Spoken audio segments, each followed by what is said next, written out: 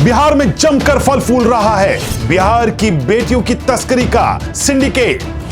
6 महीने में 100 लड़कियां गायब। सवाल एक, जिम्मेदार कौन?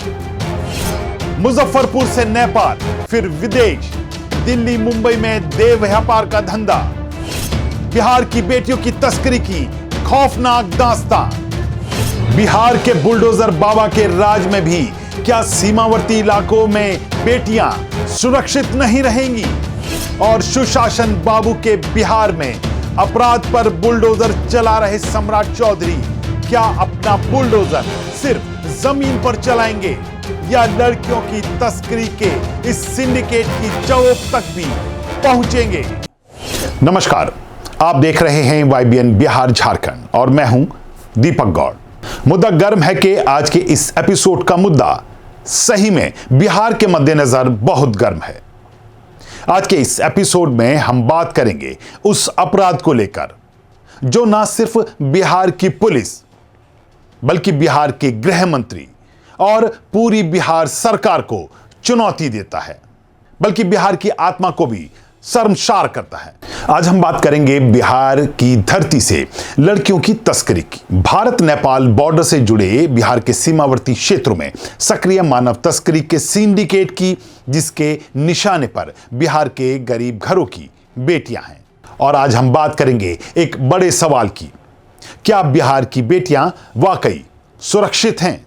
इस वीडियो में हम आगे बढ़ें इससे पहले अगर आपने अभी तक हमारे चैनल को सब्सक्राइब नहीं किया तो अभी कर लें और बेल आइकन का बटन दबाना ना भूलें। तो आप लोगों को बता दें कि बिहार के गृह मंत्री सम्राट चौधरी इन दिनों अपराधियों को लेकर एक्शन मोड में नजर आ रहे हैं।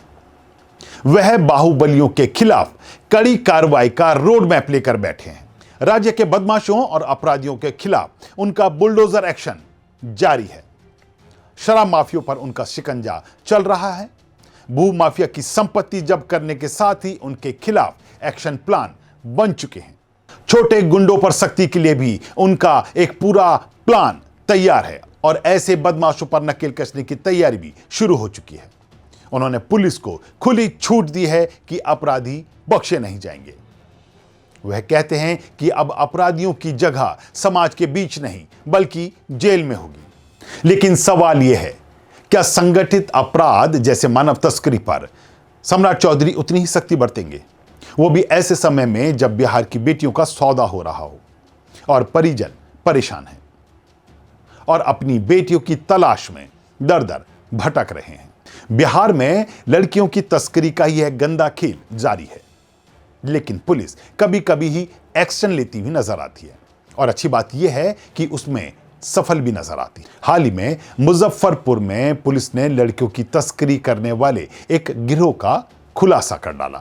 हालांकि लड़कियों के लापता होने या उनके भगा ले जाने की सैकड़ों शिकायतें लंबे समय से पुलिस के पास पहुंचती रही हैं, लेकिन ऐसे मामलों को लेकर शायद बिहार पुलिस उदासीन नजर आती है। लेकिन बिहार की इस धरती से लड़कियों की तस्करी के एक बड़े सिंडिकेट से जुड़ी एक ताजा अपडेट हम आपको दे देते हैं।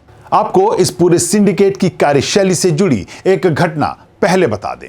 असल में पूर्वी चंपारण जिले के रक्सौल में कुछ माह पहले एक दुकान पर एक किशोरी की मुलाकात एक युवक से होती है।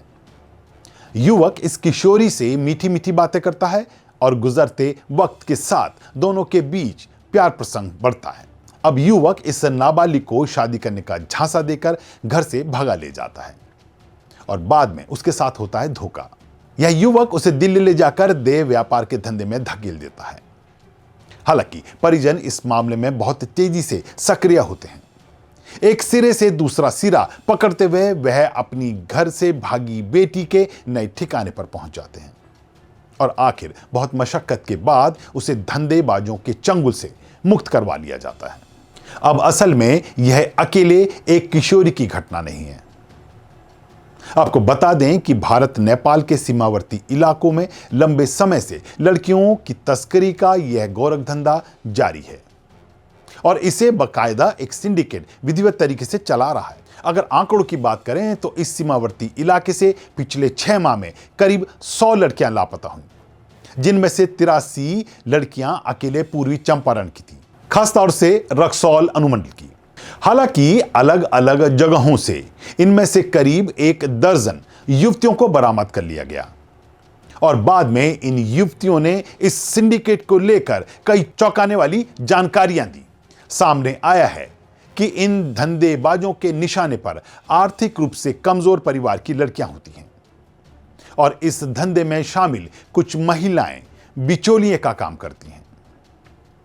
महिलाओं का काम इन अगवा की गई या घरों से भगा कर लाई गई लड़कियों को सीमा पार करवाना होता है। उसके बदले उन्हें पैसे दिए जाते हैं। वहीं कुछ युवक जो इस काम के लिए ट्रेंड किए गए होते हैं वो लड़कियों को प्रेम के जाल में फंसाते हैं।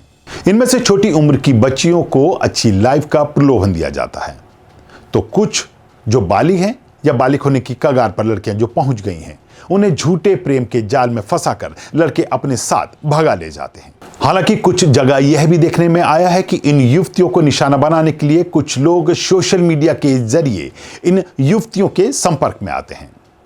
फिर ऑनलाइन चैटिंग के जरिए ही लड़कियों से दोस्ती की जाती है और फिर उन्हें बड़े शहरों में अच्छी नौकरी और बेहतर जीवन शैली के सपने दिखाती है। इसमें गरीब ही नहीं अच्छे परिवारों की लड़कियां भी कई बार फंस जाती। बहरहाल इन किशोरियों और युवतियों को बहला फुसलाकर, कुछ को नौकरी का झांसा देकर और कुछ को अगवा करके युवक अपने साथ ले जाते हैं।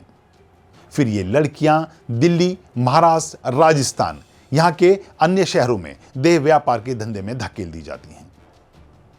कुछ रिपोर्ट में यह बात भी सामने आई है कि नेपाल के रास्ते इन लड़कियों को कई बार दूसरे देशों में भी मानव तस्करी, देह व्यापार और मानव अंगों की तस्करी करने वाले गैंग के पास पहुंचा दिया जाता है।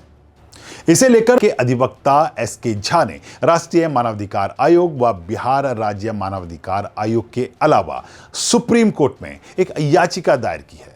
अब यह कोई छोटा अपराध नहीं, यह इंटरनेशनल ह्यूमन ट्रैफिकिंग सिंडिकेट है और पुलिस भी मानती है कि यह सिर्फ एक गिरोह नहीं, एक पूरा नेटवर्क है। असल में बिहार के जिन इलाकों को ये मानव तस्कर सबसे ज्यादा निशाना बना रहे हैं यह वही इलाका है जहां बॉर्डर पर खुली सीमा है, गरीब परिवारों की संख्या ज्यादा है, पुलिस की सीमित निगरानी है और इस धंधे के एजेंट और दलाल हर गली में नजर आएंगे।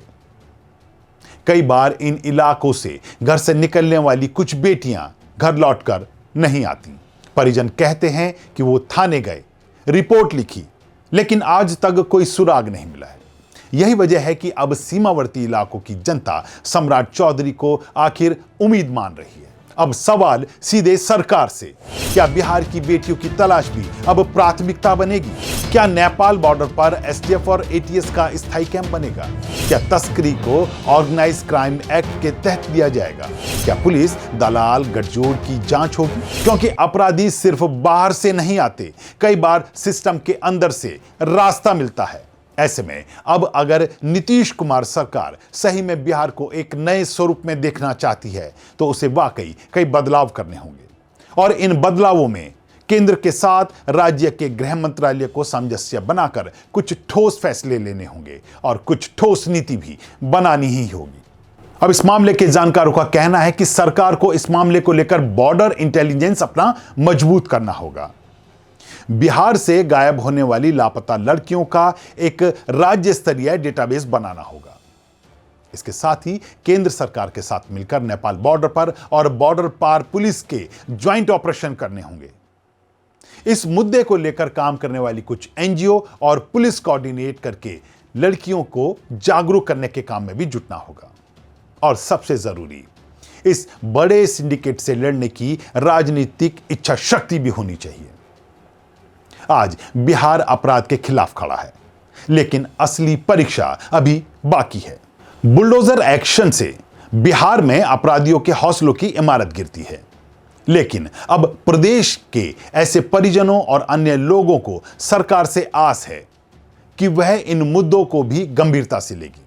और अब सवाल आपके लिए, क्या आपको लगता है कि सम्राट चौधरी इस सिंडिकेट को तोड़ पाएंगे? क्या बिहार की सीमाएं बेटियों के लिए सुरक्षित बनेंगी? क्या सरकार इस मुद्दे को उतनी ही गंभीरता से लेगी? बहरहाल अब देखना यह है कि सम्राट चौधरी का बुलडोजर सिर्फ जमीन पर चलेगा या इस सिंडिकेट की जड़ों तक पहुंचेगा, क्योंकि भले ही अपराधी जेल से डरते हो, लेकिन सिस्टम तभी सुधरता है जब सरकार शर्म से डरने लगे। मुद्दा गर्म है कि आज के इस एपिसोड में इतना ही। ऐसी एक नए मुद्दे के साथ आपके बीच होंगे हाजिर। तब तक के लिए दीजिए इजाजत। नमस्कार।